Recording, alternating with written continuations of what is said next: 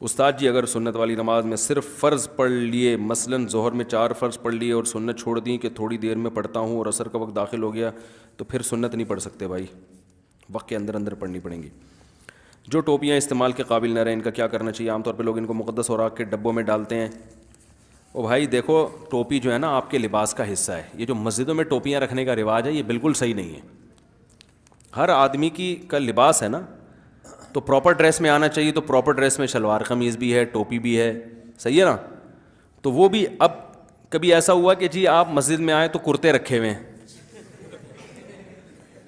ہیں جی، یا شلواریں رکھی ہوئی ہیں، تو جب کرتے شلوار نہیں ہوتے ٹوپی کا کیا کام ہے مسجد میں؟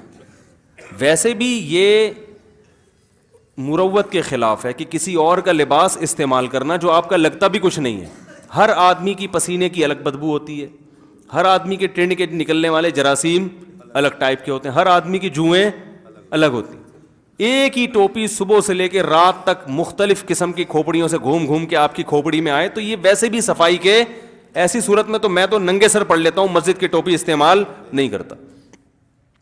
ٹوپی اپنے پاس رکھو بھائی، ویسے 24 گھنٹے سر ڈھاکو، نہیں تو کم از کم نماز کے وقت جیب میں رکھو اپنی، نہیں ہے تو ایسے ہی پڑھ لو، وہ زیادہ بہتر ہے کسی اور کی ٹوپی پہننے سے۔ یہ جیسے ایک تولیہ 20 آدمی استعمال کر رہے ہوں تو غلط ہے نا، اس کے پسینہ الگ ٹائپ کا ہے، اس کا پسینہ الگ ٹائپ کا ہے، وہ پتہ نہیں کس قسم کا پسینہ نکال رہا ہے، وہ سارے پسینے آپ اپنے منہ پہ لا کے مل رہے ہیں، کتنی غلط بات ہے۔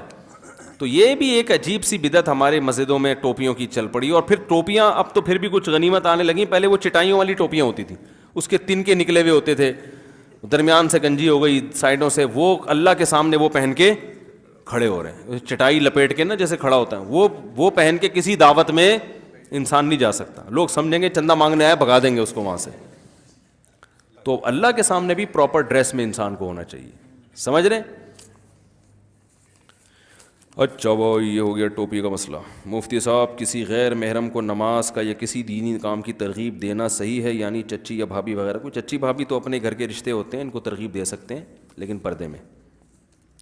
استاد جی رونگ وے جانا بائک پر کیسا ہے؟ اگر تھوڑی سی دور ہی جانا ہو چلے جائیں یا نہیں؟ کیا یہ گناہ کبیرہ تو نہیں ہے خیر، لیکن ثواب کا کام بھی نہیں ہے، خلاف قانون ہے۔ آج کل تو سنا FIR کٹتی ہے نا پولیس والے، تھوڑے سے رونگ وے پہ بھی آپ کو رائٹ وے پہ لے جائیں گے جیل کی طرف۔